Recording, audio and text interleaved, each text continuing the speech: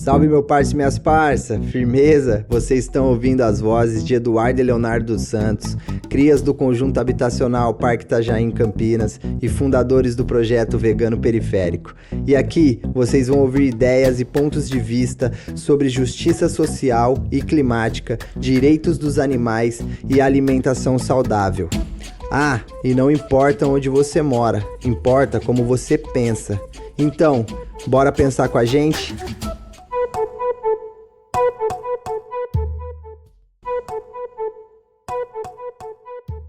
Voltamos com mais Sandra Guimarães.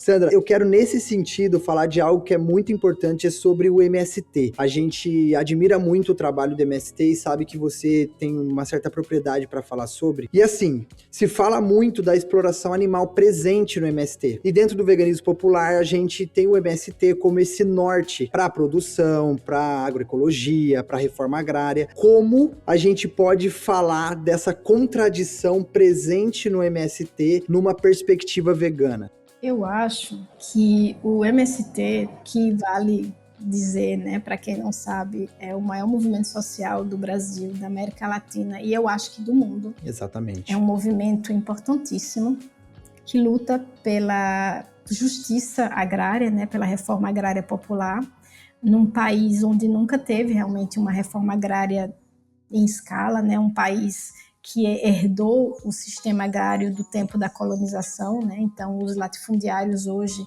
são os descendentes dos senhores feudais, né? Que tinham as capitanias, que eram hereditárias, e o agro hoje, para mim, os pecuaristas também são os descendentes dessa galera, né? E a atividade também, para mim, a pecuária é só a face mais moderna do colonialismo no Brasil. O MST luta para mudar isso, né? Para que a gente consiga mexer, porque a gente sabe que quem tem terra tem poder.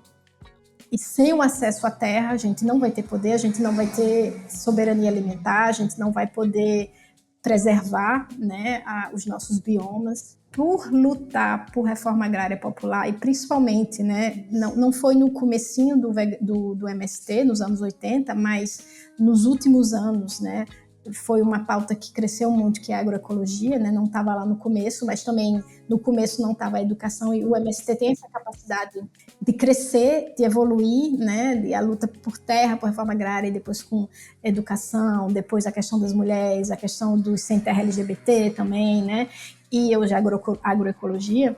Eu acho que não tem como a gente imaginar a superação do especismo num lugar onde não tem a reforma agrária. Então, para a gente poder pensar essa libertação animal, a gente precisa mexer na estrutura fundiária do Brasil.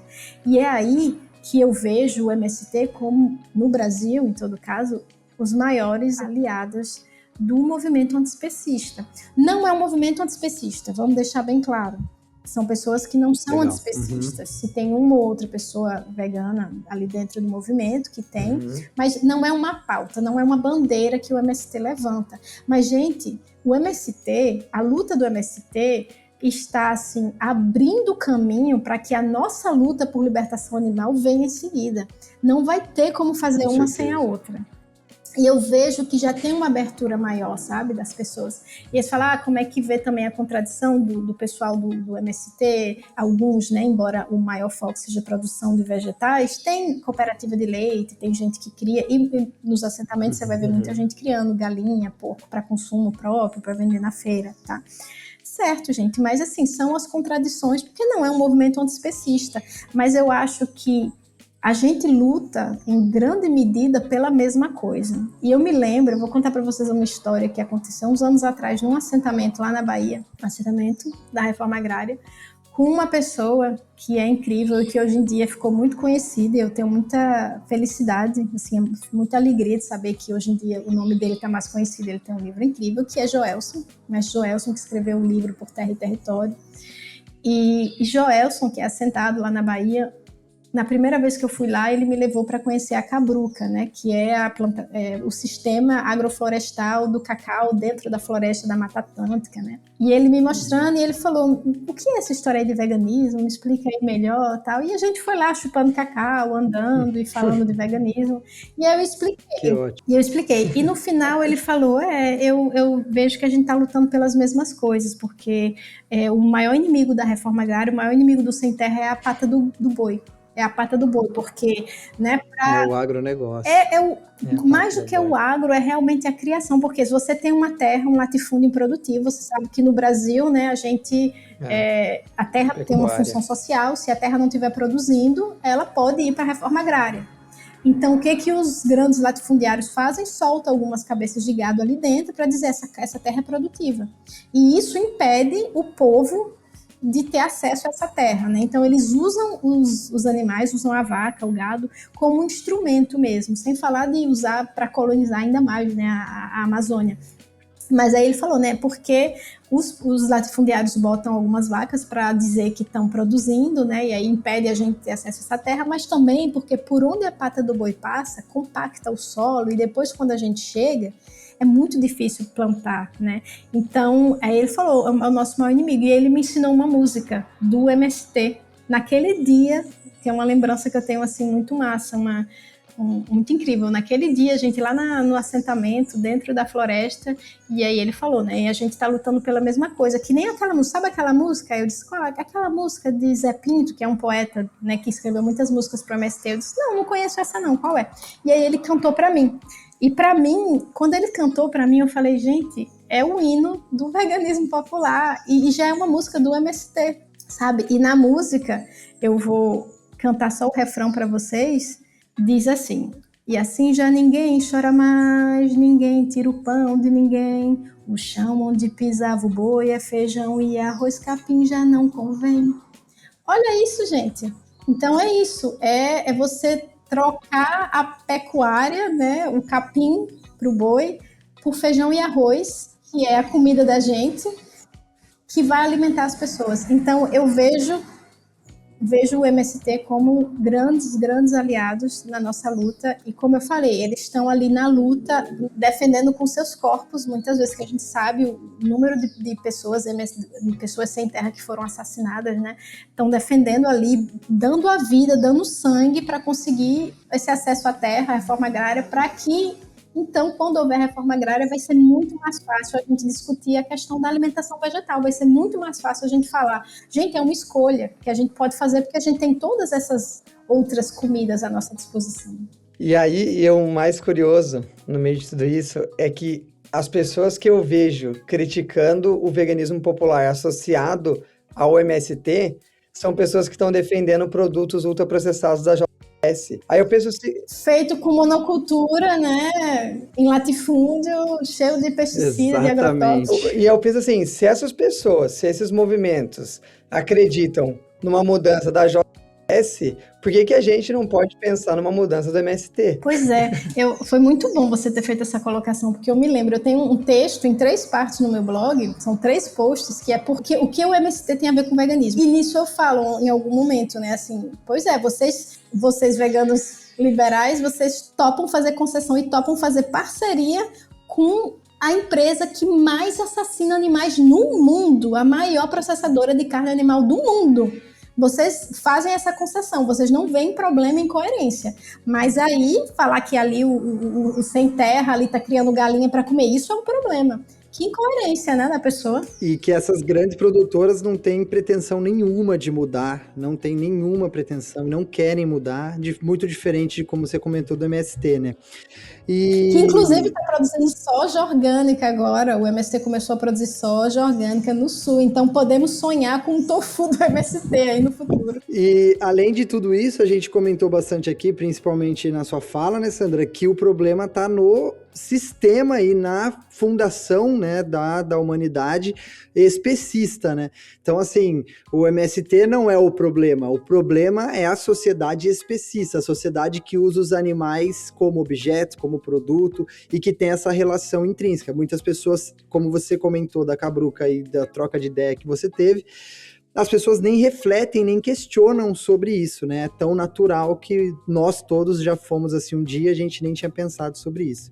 Bom, para dar sequência aqui no nosso papo, eu quero saber a sua experiência na Palestina, eu quero saber o quanto isso te impactou e o que você viu lá mudou você como pessoa. Qual a importância da Palestina para o mundo hoje? Começando do final, qual a importância da Palestina para o mundo hoje? Eu acho que hoje o mundo tem 2 centros, que é a Amazônia e a Palestina, e que esses 2 centros estão muito conectados. O que acontece nesses 2 centros do mundo vai modelar o nosso futuro. E dependendo do que a gente autorizar que aconteça, ou que a gente já está autorizando, né, que aconteça, esse futuro vai ser muito difícil, sabe? A questão da Amazônia por causa do colapso climático e a questão da Palestina porque se a gente autoriza, como autorizamos há mais de 2 anos, o assassinato, o genocídio de um povo, a gente acabou de, digamos, subir um degrau no que a humanidade tolera e aceita, com corpos que são diferentes, com corpos que são subordinados, que são racializados, que vai ser difícil voltar. E uma vez que a gente subiu esse degrau e aceitou e normalizou o genocídio, dali para a gente aceitar e normalizar genocídios com outros grupos e chegarem aqui também, é um nada, gente. É só o que está acontecendo na Palestina é uma amostra do que vai acontecer com a gente, com o resto do mundo aqui no sul, sabe? Essa é a importância da Palestina. E a minha história com a Palestina, eu fui para lá em 2007. Veja, 2007 foi um ano intenso para mim. Eu virei vegana e me mudei para a Palestina. Foi no mesmo ano. Eu não sei como estavam os planetas naquele ano, mas eu tinha 25, me tornei vegana e aí fiz 26, fui para a Palestina. Eu me tornei vegana em setembro e fui para a Palestina em dezembro de 2007. E passei ao todo 10 anos, eu fiquei 5 anos morando lá o tempo inteiro, depois fui embora e passei mais 5 anos morando uma parte do ano lá. Todo ano eu voltava e ficava 3 meses lá. Eu fui assim muito para conhecer mesmo. Eu já tinha lido bastante sobre a Palestina, já tinha me tocado, né? Tinha me informado, como eu falei, a partir do momento que eu fui morar na Europa e comecei a ter mais tempo livre, eu comecei a me importar com outras coisas, porque eu tinha acesso, tinha tempo, né? Para ler revista, para ler livros. E eu fiquei muito tocada de cara com o que eu li e eu, na verdade, li e comecei a estudar mais sobre a Palestina em 2005 e eu decidi que um dia eu ia lá. E aí, em 2007 surgiu uma oportunidade de fazer um trabalho voluntário, porque não é um lugar que você vai para fazer turismo, né? Seria bem cruel, né? Você fazer um safari humano aí, que algumas pessoas fazem. Mas muita gente do Brasil faz turismo religioso, né? Vai para a Terra Santa. E a Terra Santa é Israel. A Palestina, muitas pessoas visitam Belém, que fica na Palestina, voltam para o Brasil e nem sabem que foram na Palestina. Já aconteceu comigo, de alguém perguntar onde eu morava, na época que eu morava lá, e eu falar na Palestina, e a pessoa falar, aonde? Onde fica a Palestina? Eu falar, mas você foi lá. Não, fui em Israel, com a igreja, e dizem o tempo, é um apagamento total, né? E aí eu fui fazer esse trabalho voluntário, e era para ter durado 2 semanas, e foram 10 anos, olha só. E aí eu comecei a... O que eu vi nessas 2 primeiras semanas me tocou muito, né? Obviamente que o que você vê lá, quando você vê, é muito mais impactante do que tudo que eu tinha lido até então. E eu não sei, olha, não sei se vocês têm algum tipo de espiritualidade, se vocês acreditam em coisas que sejam para além da matéria, mas eu senti que eu tinha chegado. Não tem nenhum lugar no mundo que eu me sinta tão em casa, além daqui desse meu território, do que lá. E olha que já fazia 6 anos que eu morava em Paris, mas eu nunca me senti em casa em Paris. Eu era uma estrangeira ali, eu era uma visitante, eu era uma forasteira. E eu fui chegando lá e era assim, cheguei e eu preciso fazer alguma coisa aqui. E aí eu fiquei esse tempo, morei sempre em Belém, trabalhava no campo de refugiados lá, com mulheres refugiadas, todas palestinas, né? Primeiro com crianças, depois com mulheres, um trabalho com culinária. E aí teve essa questão da paixão pela culinária, né? Do trabalho que se juntou, fiquei muito conhecedora da culinária palestina. Eu aprendi árabe lá e as primeiras palavras que eu aprendi já era de comida. já era comida. Então, até hoje, o meu maior vocabulário em árabe é comida, porque durante muitos anos eu participei de um projeto de culinária lá, de resgate. E como que é veganismo em árabe? Olha, não tinha veganismo, talvez agora tenha inventado, não sei se falam veganismo, mas eu aprendi rapidinho vegetariana, que é nabatia. Nabatia. Né, o feminino, né? E aí eu Trabalhou aprendi... com resgate de cães e gatos também, que você estava comentando, né? Não era com resgate. Teve uma época que eu também era voluntária de uma associação vegana lá. Fazia um pouco de resgate também, castração de animais que estavam na rua, mas que trabalhavam... A maior parte do trabalho dessa organização era educação antiespecista. Então, iam nas escolas, nas faculdades, abriram até uma lanchonete vegana numa das maiores universidades lá. Então, era bem bacana o trabalho. Então, tem pessoas veganas na Palestina, né? E que fazem um trabalho maravilhoso também, apesar de tudo. Veja como é possível se importar, né? Olha só, né? Mesmo você morando num dos lugares assim mais difíceis hoje da atualidade, tem pessoas que, inclusive em Gaza, que são veganos, né? E que não veem... Desculpa, Sandra. Eu ia perguntar só se tem movimentos organizados assim na Palestina. É pouco. Tem um grupo, tem alguns grupos assim, coletivos, tal. Tem pessoas isoladas que não estão organizadas, mas a gente tem que entender que numa terra que sofre colonização pesada e ocupação militar há várias décadas e um genocídio acelerado, né, que sempre foi um genocídio aos pouquinhos, mas agora um genocídio acelerado há 2 anos, é difícil construir qualquer outra coisa, até porque você precisa estar viva, né, para lutar por qualquer coisa. Deve ter gente se perguntando qual que é a relação, por que vocês estão falando de Palestina num podcast de veganismo? Qual que é essa relação? Como que você enxerga a relação? Por que a gente está falando de Palestina num podcast de veganismo? Eu gosto de fazer essas ligações inusitadas, né? A gente acabou de falar do MST com veganismo, agora Palestina com veganismo. Olha, eu fui para a Palestina realmente em solidariedade política, essa expressão que eu gosto tanto, né? Que guia as minhas ações cotidianas e que guia as minhas escolhas, né? Sempre a solidariedade é uma força muito forte na minha vida. Eu fui para lá em solidariedade política com o povo palestino, mas muito rápido eu percebi muitas coisas que me lembravam aqui o Brasil, né? Como, por exemplo, a colonização israelense também usa a exploração animal para roubar terras, como aqui no Brasil a gente vê a pecuária, né, invadindo terras indígenas, invadindo territórios tradicionais, matando sem terra, né, para colocar gado no lugar, para aumentar a criação de animais, né, de vacas. Lá também eu via muito isso, eu vi muito as terras palestinas onde se praticava agricultura, ou seja, participava da soberania alimentar ali daquele povo, eram confiscadas pelo governo de Israel, o exército vinha, roubava tudo, expulsava o pessoal, destruía tudo e colocava a fazenda de criação industrial de galinha no lugar.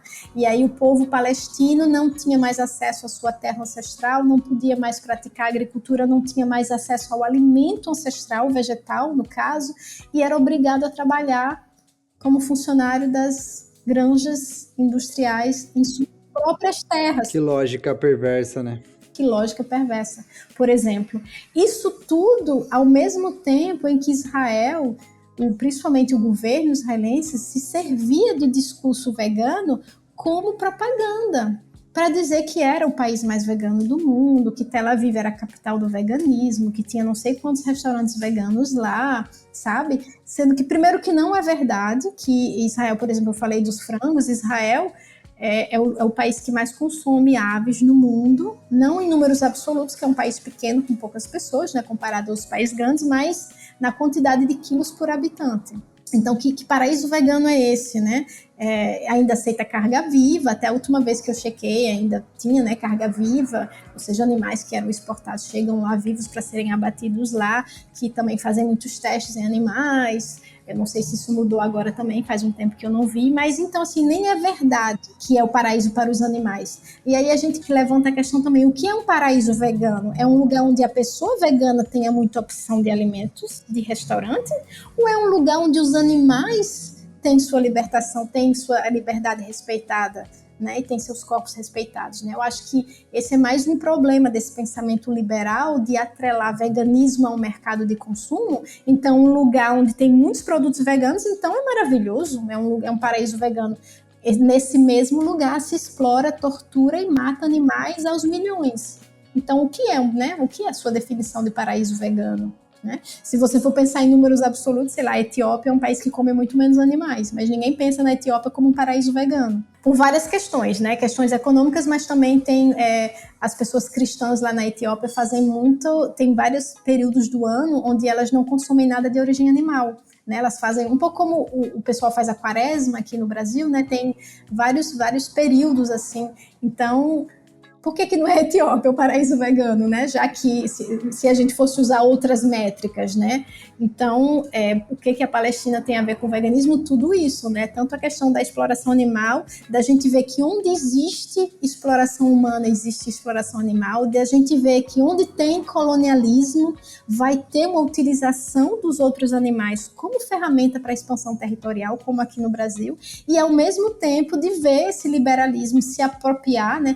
Eu acho que Israel é o único país no mundo, até onde eu sei também, que usa veganismo como propaganda de Estado. É um país genocida, é um país que comete crimes de guerra contra a humanidade e que faz propaganda para o veganismo. Até um tempo atrás, o Ministério de Turismo de Israel convidava influenciadores e influenciadoras veganas numa viagem tudo pago, 2 semanas, para conhecer o império vegano e depois fazer propaganda nas redes. Porque, ou seja, é utilizar o veganismo para que Israel seja associado na mídia como um lugar progressista, um lugar cheio de compaixão. Então, se é verdade que é a nação mais vegana do mundo, se eles têm tanta compaixão com os animais, só pode ser mentira, né, que eles estão errados, que eles fazem isso com os palestinos. E, ao mesmo tempo, você vê entre uma questão racista, que também está lá junto com o colonialismo, que é sempre pintar o retrato do povo palestino como atrasado, bárbaro, selvagem, que come animais, mas a gente, branco, descendente de europeu, evoluído, vegano, por isso que eu falei do ecofascismo, né, entra também nessa viagem, tem isso também, né, usar essa narrativa para, ao mesmo tempo, elevar o povo israelense, que seria branco, evoluído, iluminado e vegano, e falar que o povo palestino é atrasado, e aí justificar a sua opressão, o seu domínio, né, a violência contra eles. Então tem tudo a ver. E comentar sobre isso é uma forma da gente não deixar Israel lavar suas mãos de sangue com o veganismo, né? E aí tem um conceito, Sandra, que vocês usam, que é um termo, né, que é o vegan washing, não sei. Isso, vegan washing, exatamente. Lavagem, como tem greenwashing, né? Tem o vegan washing.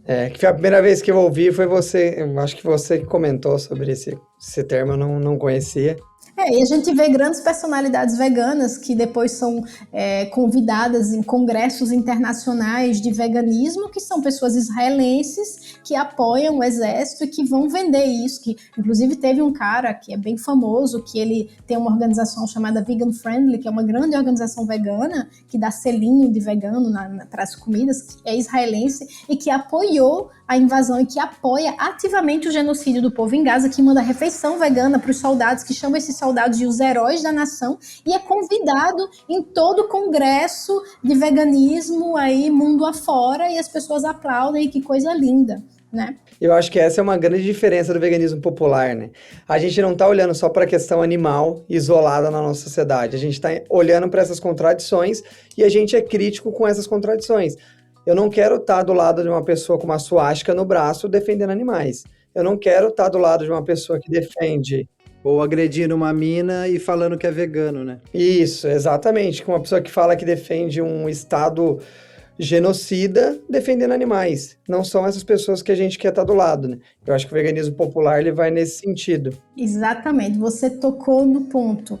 Eu acho que quando a gente define o veganismo como um veganismo popular e diz que é um veganismo que busca transformar radicalmente a sociedade para acabar com todo tipo de dominação, para que a emancipação animal seja possível, é mais difícil cooptar. Muito mais difícil. Porque é muito fácil você cooptar, é muito mais fácil você fazer um vegan washing se o veganismo é só comer plantas. Se é só comer plantas, é muito fácil você pegar isso e falar, minha empresa aqui, ó, também é vegan friendly, olha esse congresso incrível. Mas quando você fala de reforma agrária popular, quando você fala de solidariedade ao povo palestino, é mais difícil cooptar, porque ou você está alinhado mesmo com essas pautas, ou você fala, não, isso não é para mim. Tem como a McDonald's lançar um hambúrguer vegano e falar que é vegano e plant-based e lindo.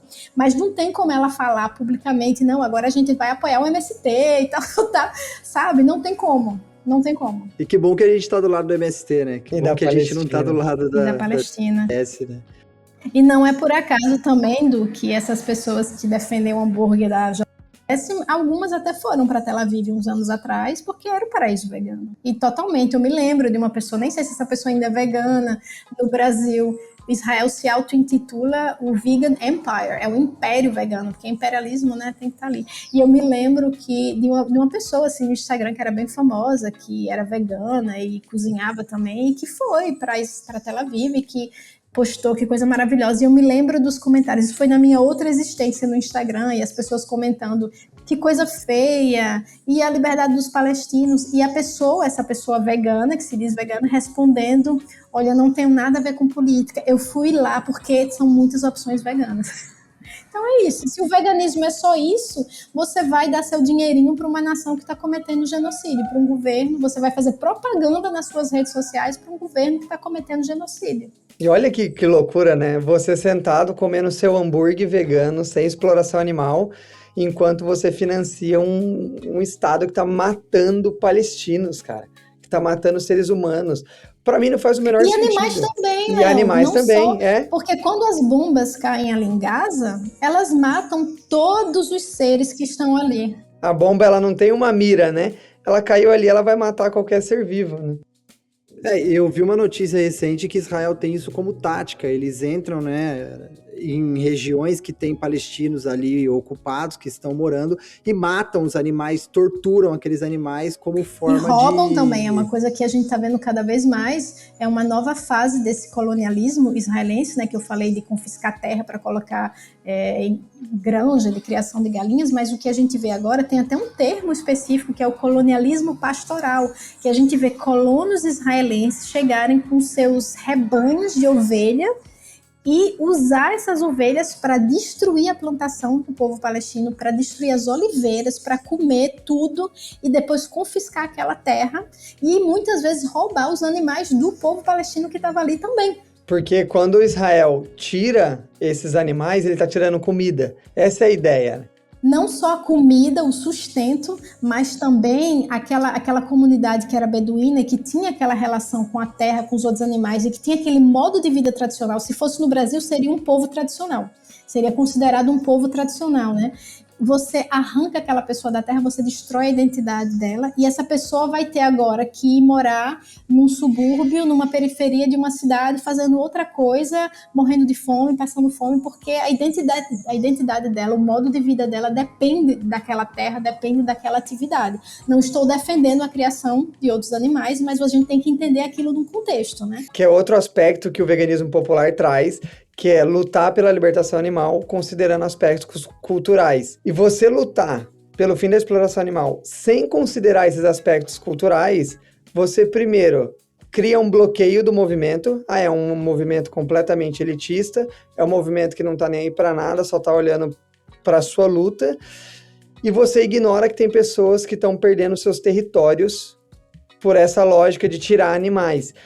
E aí o ponto não é não falar da exploração animal, mas é falar da exploração animal considerando a importância disso para as populações e que as mudanças são a longo prazo, né? E lembrar também que enquanto a JBS estiver assassinando milhões de animais por dia, parece uma ordem de prioridades muito troncha você se preocupar primeiro com com os beduínos na Palestina que tem um rebanho de ovelha pequeno e que não tem como viver no momento de outra maneira, porque vive numa parte que é um deserto, não tem como praticar agricultura ali.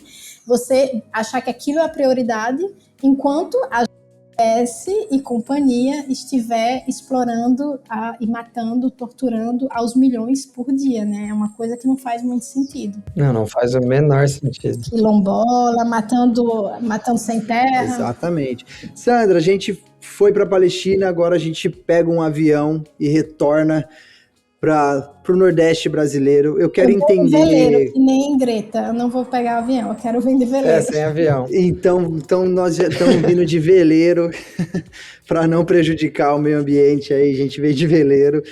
Eu quero entender e que muitas pessoas do Sul e do Sudeste acreditam que o veganismo só está aqui. Só está aqui nessa região, então as cidades do Sul que são vistas como a mais vegana do Brasil, então também vende esse marketing. Eu quero entender como é esse veganismo no Nordeste, como é esse veganismo no Norte, ele é forte, ele não é, existe veganismo no Nordeste? Eita. Essa pergunta ela é irônica, mas é até difícil de fazer. Existe veganismo no Nordeste. Mais uma vez, essa concepção errada, né, de que o veganismo só está aí no Sudeste e no Sul, eu vejo muito assim, um paralelo mais suave, nem tanto, mas com o que eu acabei de falar do que Israel faz, né, de se colocar como israelense branco, superior, evoluído, e aí o palestino bárbaro, selvagem, atrasado, que come animal e a gente vegano, né? Então acho que tem uma camadinha de xenofobia aí, sabe? De achar que o Sudeste e o Sul, que é mais branco, mais economicamente desenvolvido, é mais desenvolvido no nível das ideias também, né? Então, todo pensamento, movimento que importa vem daí, tem essa noção. E que o que acontece no Norte e Nordeste não tem muita diferença, porque a gente é tudo igual. Aliás, chamam a gente tudo de Paraíba, né? São 9 estados no Nordeste, mas todo mundo é Paraíba. E quando a gente sai do Nordeste e vai para o Sul, Sudeste, Centro-Oeste, as pessoas chamam a gente de nortista, não existe nem Nordeste, sabe? A primeira vez que eu saí do Nordeste, eu tinha 11 anos, eu fui visitar uns parentes distantes que moram em Goiás. E eu me lembro que a gente foi foi de uma caminhoneta, gente. Levou uma semana a viagem. Foi uma viagem, a gente tudo dormindo em cima dessa caminhoneta. Foi uma aventura. Chegamos lá. E eu me lembro que eu fui conversar com o pessoal e as pessoas falavam, assim que eu abri a boca, né, com esse meu sotaque, as pessoas falavam, nossa, você é nortista. E eu dizia, mas gente, esse povo não sabe geografia, não, minha filha, eu sou nordestina, norte é outra região. Mas veja como a gente é, assim, apagado, né, uma coisa só, aquele povo ali de cima, né, norte, nordeste e tal. Se tem um lugar que é vegano, se a gente for pensar em veganismo só comida, o lugar é aqui. E o norte também, né? Tem uma tradição muito forte, mas a gente tem muita agricultura familiar aqui. A gente sabe que a criação de animais está no centro-oeste, os abatedouros estão por ali, muito porco no sul, o sudeste vai liderar a criação, a questão da produção de leite, né? Então, assim, a exploração animal está muito ali. O norte e o nordeste está mais para agricultura familiar, né? Então, tem pessoas veganas, eu falei da UVA, União Vegana Antiespecista, nasceu no Nordeste, no começo com muitas pessoas, a maioria nordestina, depois teve uma reunião em São Paulo, né? Hoje em dia a gente tem coletivos no Brasil inteiro e tem pessoas que estavam ali, membros fundadores que são do Sudeste também, mas a maior parte do pessoal era do Nordeste. E então tem veganismo aqui, e eu acho até, se a gente for falar de um ponto de vista, então, bem individualista da pessoa que é vegana, eu acho muito mais fácil ser vegana no Nordeste e no Norte do que no Sudeste e no Sul, gente. Tem lugar pior para ser vegano do que no Sul? Eu morei no interior de Ceará e foi muito mais fácil ser vegano lá. Eu moro no Sul e é bem difícil. Aí, em Santa Catarina, Léo, como é que é? É difícil. A comida aqui não é boa. Se a gente pensar na comida, tenho dificuldade de encontrar produtos não testados em animais que sejam acessíveis e baratos, sem ser com carvão, sabe? Essas coisas. Enfim, eu acho mais difícil, né? Para mim aqui tá desafiador. É interessante, né, Léo e Sandra, que essa lógica que as pessoas usam aqui do Sul e do Sudeste é baseada no quê? Numa lógica comercial. É um lugar que tem mais restaurante vegano, que tem mais os seus estabelecimentos. Olha que interessante, as pessoas usam a métrica de um estabelecimento. Se tem 2, 3, 4 estabelecimentos numa cidade, é uma cidade mais vegana. A gente tem que mudar um pouco essa lógica. Isso é ultrapassado, isso é totalmente liberal e não condiz com o que a gente acredita. E não reflete a questão que, mais uma vez, para mim, um paraíso vegano deveria ser medido assim, tem menos sofrimento animal, tem menos exploração animal, deveria ser essa métrica, e não tem mais restaurante. Não. Agora, assim, o Nordeste, né, vou falar do meu território que eu conheço bem. Quando eu perguntei para minha mãe se eu podia deixar de comer carne com 11 anos, a minha mãe, que cresceu no sertão, com meu pai, cresceram comendo pouquíssima carne. Tinha carne quando tinha uma caça, uma vez ou outra, quando alguém caçava um animal. Então, a minha mãe cresceu comendo feijão com farinha. Então ela sabia que era possível viver sem carne. Quando eu falei isso, ela falou, mas é claro que você pode não comer carne, é só comer feijão. E eu fico pensando, se eu viesse de uma família mais rica, ou de uma família até de outra região que cresceu com muita carne, a minha mãe dizia, não, você é criança, precisa de carne para crescer, né? Proteína, ou seja, proteína dos animais. Então, assim, aqui no Nordeste, a base da nossa alimentação, a nossa cultura alimentar é muito vegetal, gente. Eu cresci comendo tapioca de manhã, feijão com arroz no almoço e verdura, cuscuz de milho no jantar, e isso tudo é vegano. Vegano não é um produto embalado com um selo que foi comprado, sabe? Vegano é a comida que vem da terra, é vegetal. E aqui a gente tem muito, assim, a gente tomava mais leite de coco no cuscuz, leite de coco na tapioca, sabe? Então, são lugares extremamente, se a gente quiser usar o termo vegan friendly, para mim é muito mais fácil aqui do que em outros lugares, assim. O que eu comi hoje? Não sei o que vocês comeram hoje, mas eu almocei um feijão que é um tipo de feijão que vocês chamam de corda, que a gente chama macaça, mas que é uma variedade chamada orelha de peba, que é muito bom, delícia, com couve, com salada crua, e aí tinha mangas que um amigo da minha irmã tem a mangueira na casa dele, ele colheu manga espada, que é a minha preferida, e trouxe, e tudo eu tinha comprado na feira aqui do bairro. Gente, isso é comida vegana, sabe? A gente não precisa de nada muito... A gente não precisa de um carimbo da indústria para dizer que é vegana. É a comida que a gente sempre comeu. Então, o Nordeste, muito fácil. Venham para o Nordeste, inclusive. Comemos muito bem. É um lugar, assim, que a gastronomia... Eu acho que já tem uma fundação vegetal e a gente pode construir a mais. Ontem eu fiz estrogonofe de carne de caju. Está na época do caju também, da manga e do caju. Então...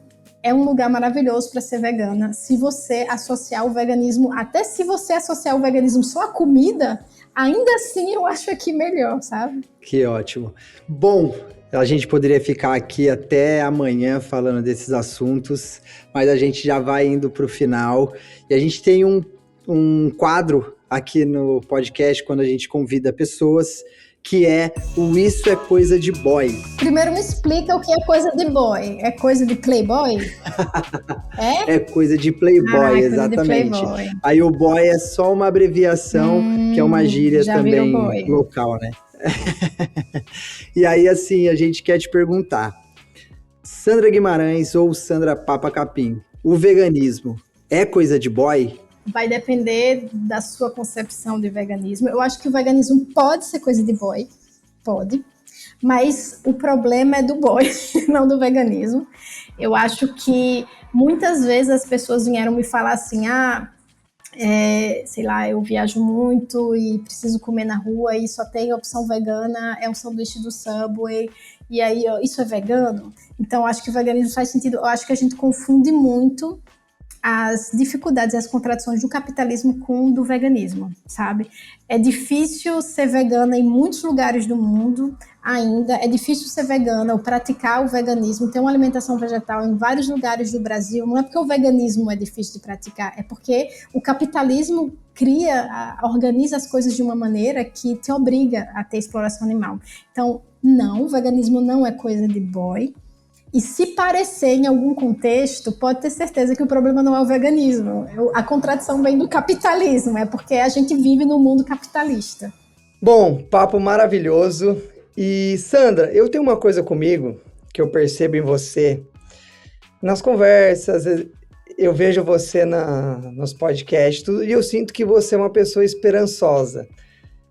Eu queria entender um pouquinho se você tem esperança, se você acredita que o futuro ele pode ser melhor do que o presente e do que o passado. Eu acho que o futuro pode ser melhor.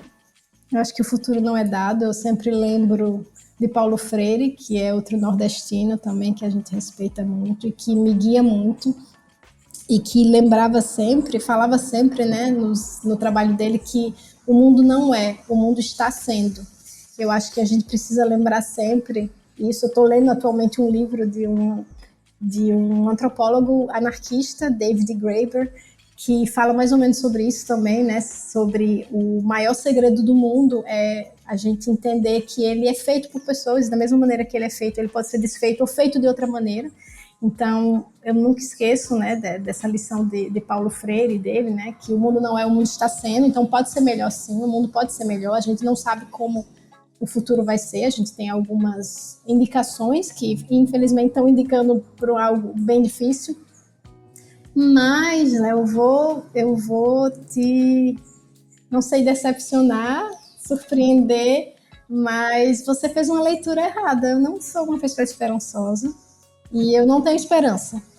E eu achava até recentemente, e eu achava que a esperança era uma condição para se manter na luta. Então, durante muitos anos, eu procurava assim, sementes de esperança para onde eu ia. E eu perguntava às pessoas, o que te dá esperança? O que te dá esperança? Porque eu queria saber, né? Porque na minha mente, a luta só podia ser construída com esperança. Porque no dia que eu não tivesse mais esperança, eu não teria mais razão para lutar, já que não tem esperança. E aí, o que aconteceu? A Amazônia entrou em mim, eu entrei na Amazônia, o ano passado, tive uma transformação intensa lá e deixei minha esperança na Amazônia, queimou com a floresta. E aí, quando eu voltei para casa, quando eu saí de lá, eu me perguntei, e agora? Né? Perdi a esperança, e agora?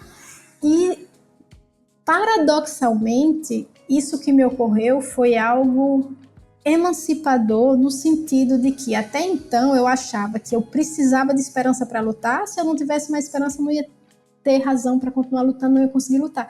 E eu entendi que a esperança, no meu caso, não é uma condição para estar na luta. Eu luto porque qual é a alternativa? Eu luto porque é a coisa certa a ser feita, mesmo sem esperança. E quando eu entendi que mesmo sem esperança eu continuava com essa vontade de lutar, foi libertador. A gente falou da questão de atrelar uma coisa a outra, e aí quando uma coisa não funciona mais, né, atrelar o movimento vegano, os algoritmos, o que entrega, e aí quando não está mais aparecendo na internet, nem no Instagram, aí baixa o hype e as pessoas deixam de ser veganas, né?